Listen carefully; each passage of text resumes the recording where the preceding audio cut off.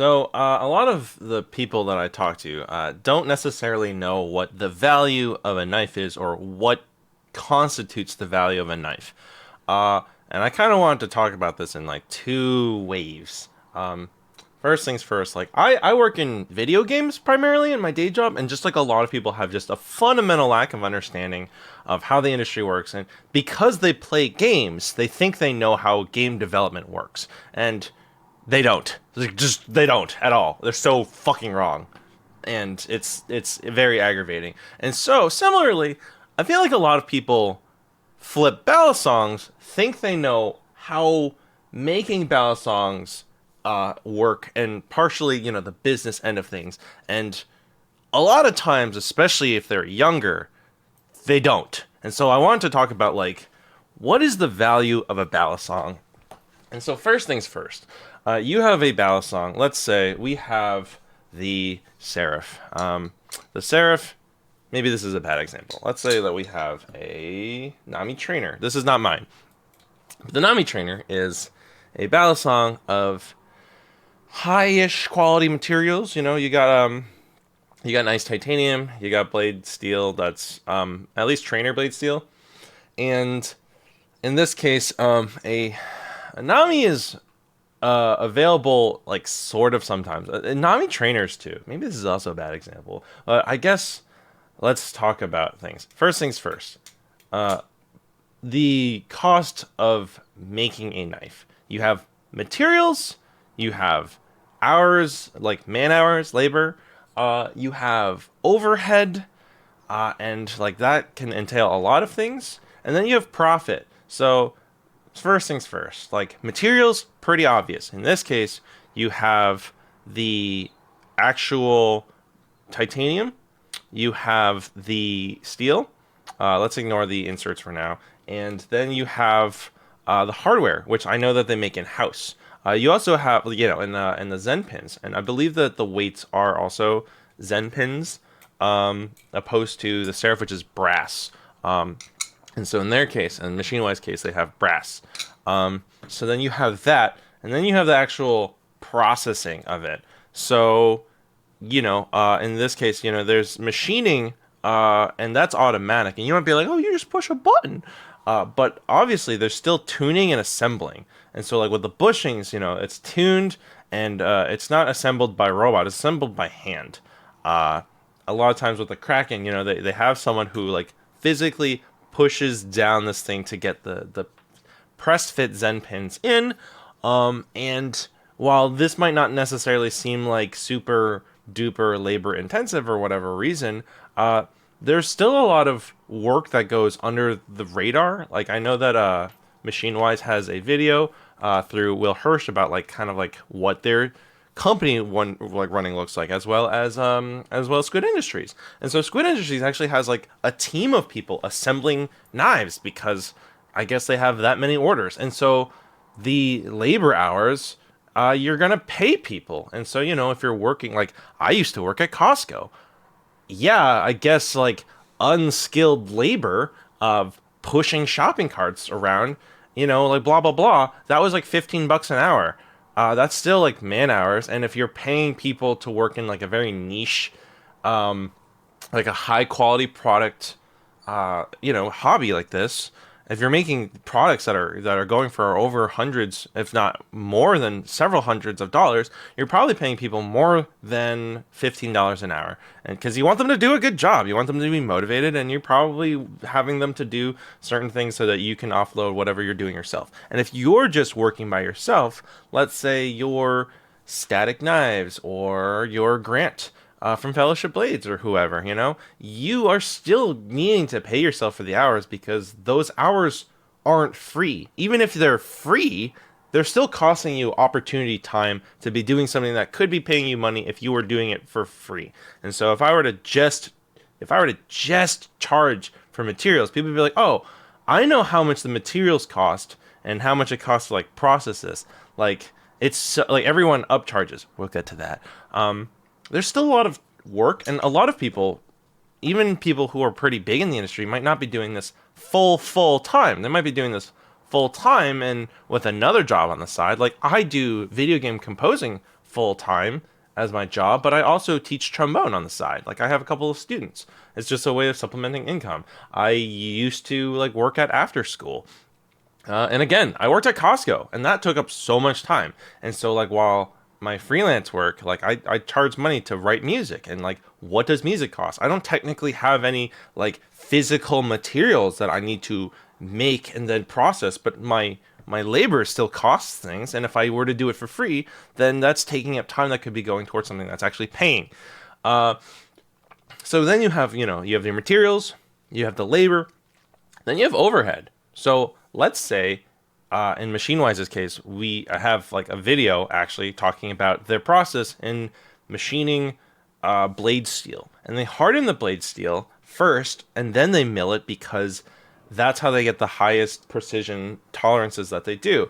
And so those drill bits are churning away on hardened steel for probably hours at a day. And each of those drill bits, they don't last forever. They actually probably last very short amount of times. And so apparently each one of those drill bits costs like 90 to like $200. And so that's overhead because those don't last forever. You have to keep buying them in order to make these products. In order to make a machine-wise knife, you have to burn through bits that you have to replace. And so you have to factor in that cost. Now you might be thinking, okay, well, yeah, sure, maybe that's like the same as materials. Overhead is kind of like a general term. Like you could honestly include the electricity to power the machines, your power bill. You could probably factor in also breakage. Like not every pair of serif handles is perfect. They have to scrap a lot of things. And yeah, okay, sure. But what if they sell things at a blemished rate? Because, that's still a good enough product and it's blemished and, they still make money off of it. But not everything, like you might be thinking that, but not everything is at a point where it is still a high enough quality to be sold at a blemished rate. Like even a minor blem could like knock down like 30 to $50, which could be a lot. That's not nothing. Again, that's like a half of a drill bit. Like $50 is half a drill bit that they need to do. But that could be like a minor blem. But some of them might just not like fit. Like again, these are Chanwich designs. Not every set of piece is going to fit. There's a bunch of scrap parts. Will has what he calls the penny tsunami. Penny tsunami. The penny tsunami is a bunch of scrap parts that were not meant to go together, and they weren't ever meant to be assembled to be shipped. I think it was a gift. And so they made this super jank ass tsunami, which if they were to release even as a blemished product, it wouldn't be up to snuff of like the grail status of a tsunami. There are a lot of things that can go wrong too. Like I know that part of why OSP went under and he couldn't fulfill his orders is because there was just a bunch of things that were going wrong. A lot of parts were not usable. A lot of things just weren't actually able to be salvaged. And that could be like breakage. So like, also if you work in a physical store with merchandise, let's say you're selling, let's just say you're selling candy. And then some people like pick up and they drop candy or it ends up on the floor or whatever. Like you can't sell that anymore. That's just part of the cost of doing business sometimes or whatever. If you're working in merchandise and someone accidentally knocks over a glass object and it literally breaks, like obviously you can't sell that. So that's part of the cost. So then you have, on top of materials and man hours, you got to pay people, you got to make sure that everyone's got a living, you got to make sure you're paying yourself, you got to make sure that, you're not doing something for nothing. And then you're doing, you have to have overhead. You have to pay for all of the various things, electricity, bits, tools, whatever assembly things that you might need and such and such. Sometimes things get replaced and sometimes things need to just be upkept. Like, just like electricity needs to be upkept. Maybe you need to get like more of the fucking acid and copper wires to do anodization or whatever, or you have to like replace shit for the laser engraver or whatever. Some things just need replacing and fixing. And yeah, if you need to fix something like a machine, you have to hire a technician to come in and fix it. So then also like on top of that, and like breakage, you have taxes. And so again, if you're like a lot of people are young and they might not necessarily know this, as a self-employed person, I don't have a boss. I'm my own boss. My job as a freelancer, I have clients. I have people that hire me to write music for them and do audio work for them, but they're not my bosses. They're my clients. They don't pay for my health insurance. They don't pay for basically anything. I don't have benefits. I don't have benefits through a company. Part of why America's fucked up is because you don't get health insurance automatically like that. You have to get a job to get health insurance. Or if you're in my case, you just have to buy your own fucking health insurance. And so, if you're a single person like me, or like any of the other single makers that I said earlier, you have to buy your own fucking health insurance. You have to pay taxes. And normally, your taxes are paid a little by little of every paycheck. However, if you're like me and you're self-employed, you have to save 1/3 of every paycheck to pay taxes. 1/3 of all the money you make has to go towards your taxes. That's just more or less how it works if you're a freelancer. And so if you're an individual person like me, you got to do that. And if you're a company like MachineWise or Squid Industry, you have to have a company that makes enough money to, pay the taxes, of course, and pay for the health insurance of your employees if they're working enough hours to do that. If they're part-time, they might not necessarily qualify for it, but it's like just because someone is working for you doesn't mean that it's just the hours that they're working. Sometimes you have to do benefits and you have to factor all of that in. And then, on top of all of those things, you have profit. And profit is not inherently greed. Profit is not inherently like, ooh, I'm gonna try and maximize and squeeze every penny out of people. No, again, we know that the Balisong community is really niche. You cannot just make a shit ton of things unless it's like the Squiddy and you have the capacity to do that. You can't just mass produce grails like Zyzix is. This costs like $1,000 fucking dollars.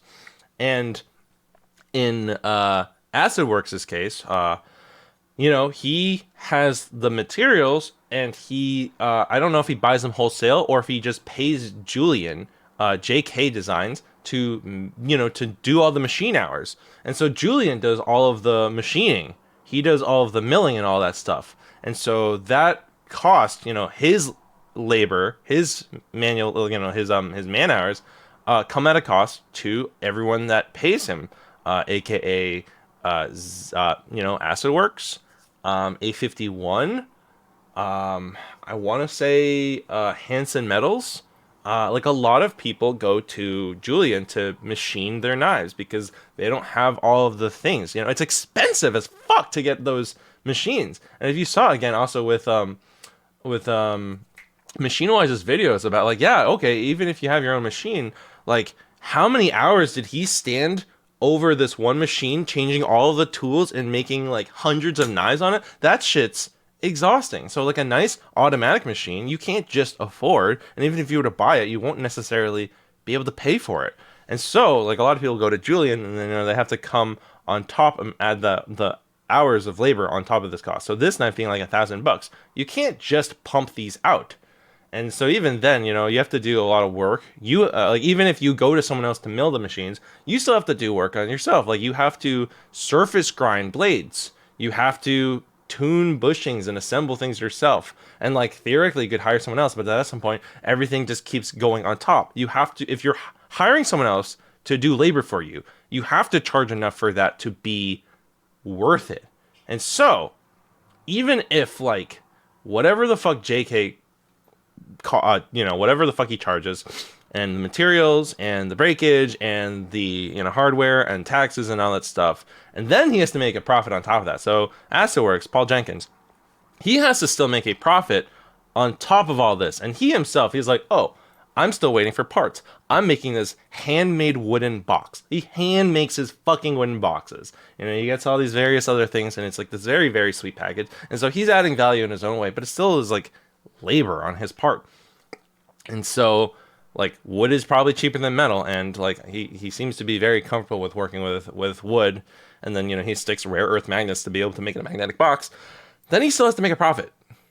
And so a problem with a bunch of knife makers is that they can't break even. They can't make profit. A lot of times you'll see small batches of things.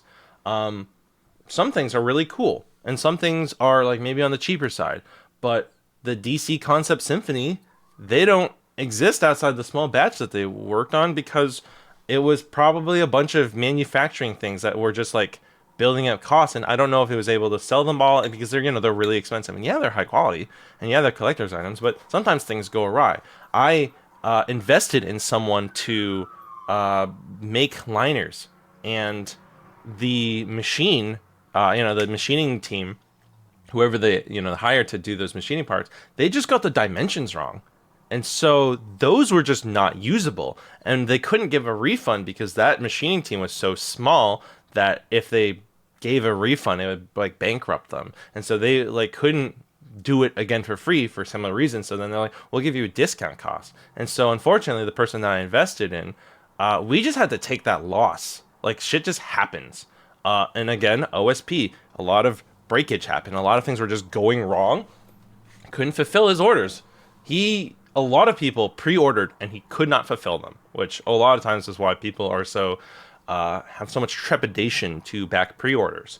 And then you have other things like the gyration. The gyration is a weird Balisong that I had, and it had like these cool weights in it and these really cylindrical handles, which I thought was fun and interesting. A lot of people hate it. I think the blade was honestly kind of ugly. It just had a fucking G in it. And gyration doesn't exist anymore.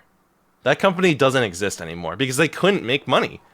There is a controversy right now with, I think it's Aeroblade or Green Blades. I think it's Green Blades, and they hired Atropos to manufacture the Aero, Aero, like air, wind.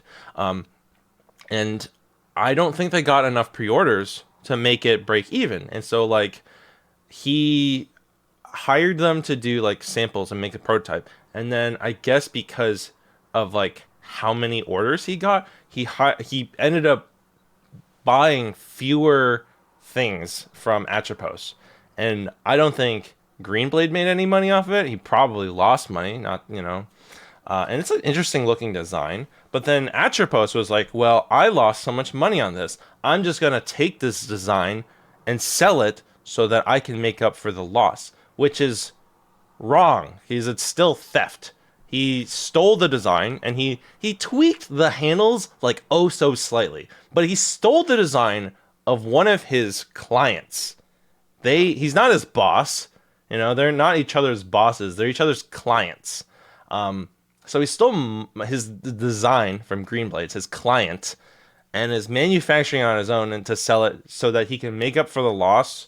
I think what happened is also that the blades are exactly the same. And so I think he manufactured a bunch of blades, and so in order to sell those blades, he made very, very slightly different handles and calls it a different name. I don't even remember what it is. And he's selling it to make it for the loss but that's business. Like sometimes you just go through losses, and yeah, they're both independent people. It's not like they're trying to screw each other over. It's that this is a niche hobby, and it's really fucking hard to make money.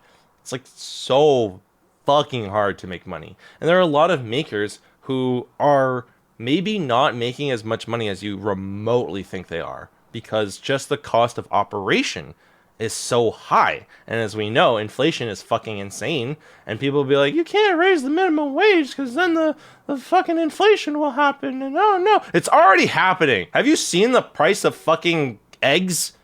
And like shit's expensive, gas is expensive, everything is expensive. Minimum wage hasn't been raised in fucking decades. Shit's expensive. It's getting more expensive, even though they're like, because corporations will just do what the fuck they want, and it fucks over small businesses. It sucks. Small businesses get like screwed because of minimum wage raises, and the big corporations that should be paying people more don't, and they just raise the cost of goods, and that makes everything more expensive. So yeah, smaller makers, then you're basically fronting a shit ton of risk. If you can't sell enough of your product, you're losing money. And that's why there's so many small makers that just aren't in the game anymore. And yeah, like I don't know the situation with everyone. There are a lot of people who used to make products, Bite Blades, JT, who makes the scales of like the rep, or some of them and whatever, and then they just can't sometimes it's like business, and sometimes it's just it's stressful. It's a lot of risk for not a lot of reward financially. We all have bills to pay. This computer takes electricity to power, and I have a power bill to pay at the end of every month. And you might be thinking, what about clone manufacturers? What about Chinese, companies? And I had someone comment like, oh, designing a Balisong is easy, but actually assembling it and blah, blah, blah is hard. And like, that's bullshit. Do you have any idea how much time it takes to fucking design a functioning Balisong? Designing a functioning Balisong. We've seen with the Nibali's competition a slew of designs, and I am proud of every single person. It takes guts. It takes a lot of guts. It's a lot of creativity. It's fun and it's interesting. Of course, not everyone's expecting to win, but it takes a lot of courage to be able to submit designs and have the hope to be like, I think this is good enough to submit and possibly win this competition, or at least share publicly. And I'm going to be honest, not all of those designs are remotely functioning or even just feasible to manufacture. And having this dream Balisong design, that's cool and that's fine. But logistically, not all of those are going to work. And because the people who design them are not all professional Balisong designers. Some of them are just hobbyists. I would have submitted something, but I can't do CAD, and I'd have absolute horrible pen, hand drawing skills. And if I designed something, it wouldn't be functioning, because in order to get something functioning, you have to do a shit ton of prototyping.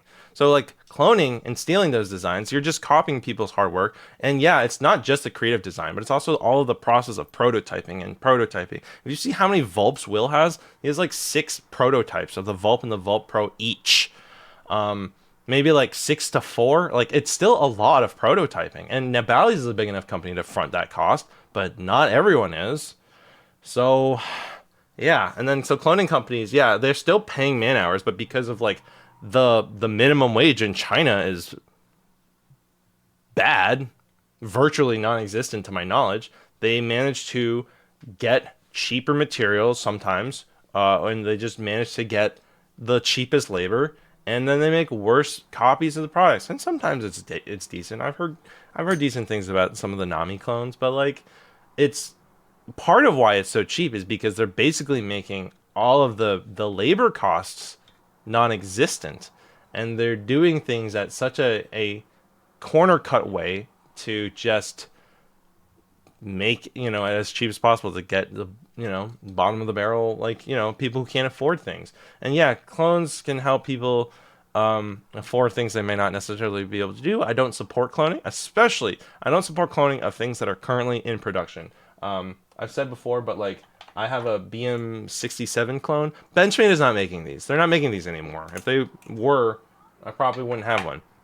But like, that's just part of how it is, where they just, all of that labor and all of like that cost and all of the everything is nuked. And also just, it's just worse product. It's probably worse material. Like, some things are just worse materials.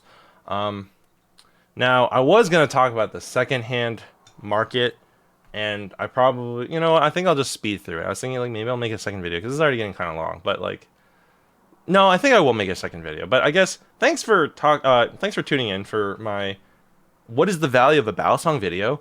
I hope this was enlightening to some of you. Some of you, this is probably like super basic, obvious, like the most bread and butter economics. And also, anyone that says it's basic economics, they're full of shit. They don't know anything about economics.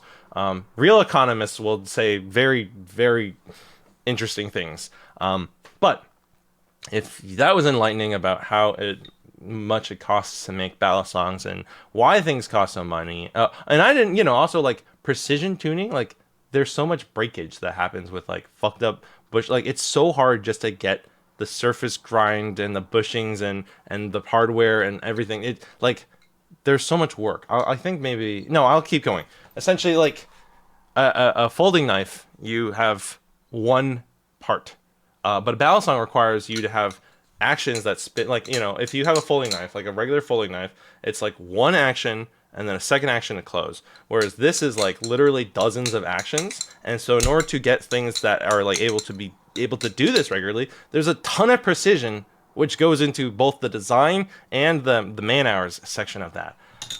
All right, I think now I'm dragging this on at this point. There's a lot I have to say, and I think a lot of people are simply just kind of naive to how it all works. And while I'm not a Balisong maker, I am a freelancer, and I do appreciate and respect and understand how much work goes into things. So, anyways, with that, thank you for tuning in, and check out the next video, because I am going to make a follow-up about the value of a knife in the secondhand market. Subscribe. I do lots of uploads most days, and like this video if you found it helpful. And if anyone says something fucking stupid and thinks that they know how a Balisong costs, and they complain about how much they're raising the fucking costs, send them this video, because they're probably being fucking stupid. Bye!